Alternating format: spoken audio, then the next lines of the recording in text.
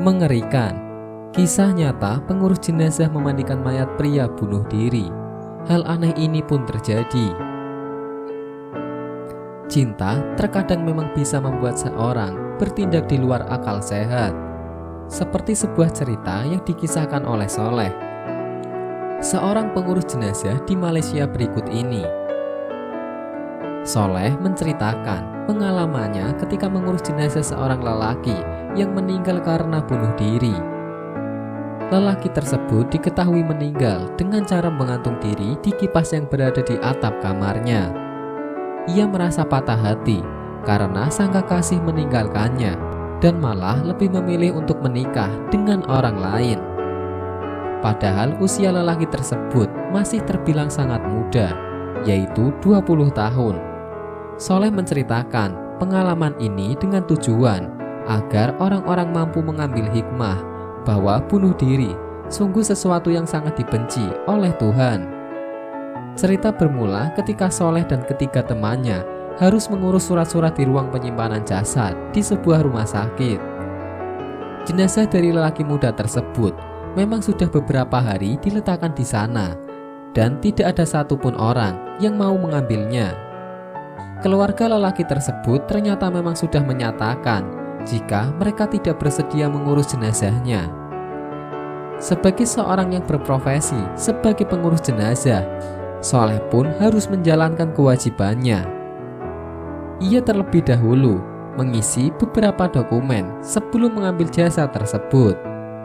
Mungkin telah terbiasa berurusan dengan jenazah, namun entah mengapa kali itu merasakan hal yang berbeda. Soleh merasa sedikit gugup, sehingga ia pun tak henti-hentinya berdoa.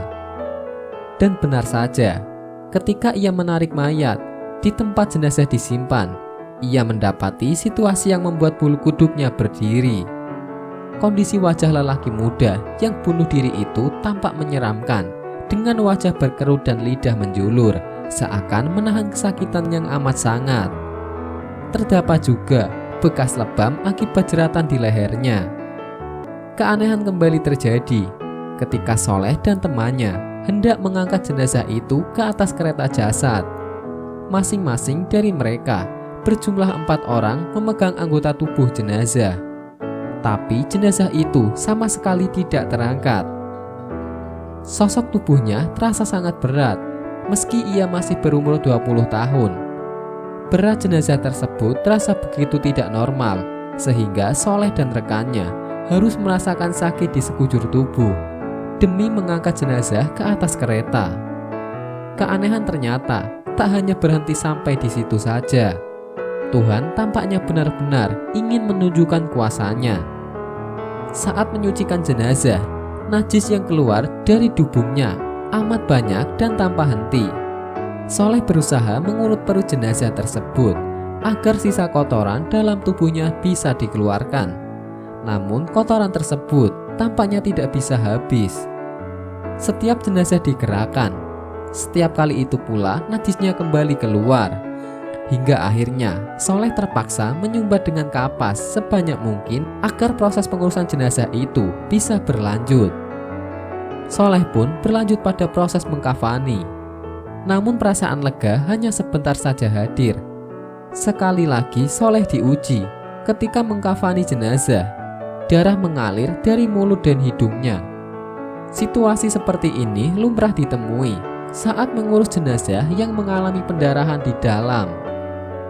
Tanpa membuang waktu, Soleh lalu menyucikan darah tersebut dengan kapas hingga jenazah selesai disolati dan siap dikebumikan di tanah pekuburan. Cerita ini tentu menjadi pelajaran jika bunuh diri hanyalah pikiran bodoh dan bukan jalan untuk menyelesaikan sebuah permasalahan. Wallahu a'lam bishawab.